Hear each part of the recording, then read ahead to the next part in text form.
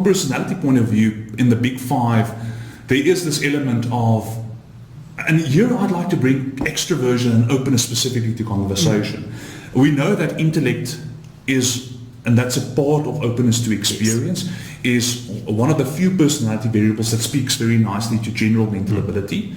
And that kind of gives us a window into a personality aspect that might help you to deal with complexity. And if you take personality, that might be questions like, I enjoy abstract conversation or philosophical conversations, ask people around information like, do they have a preference for that?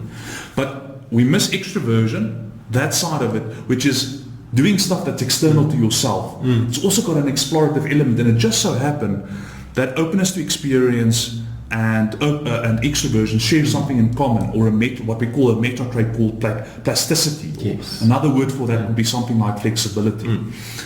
And what could be quite valuable is, I mean, that information could tell you a lot about whether somebody will be able to adapt, explore things external to themselves, accumulate and make sense of new information, and be also quite another valuable piece of information about somebody's ability to deal with complexity, notwithstanding obviously your resilience to deal with change and the whole emotional stability component to that as well. Absolutely.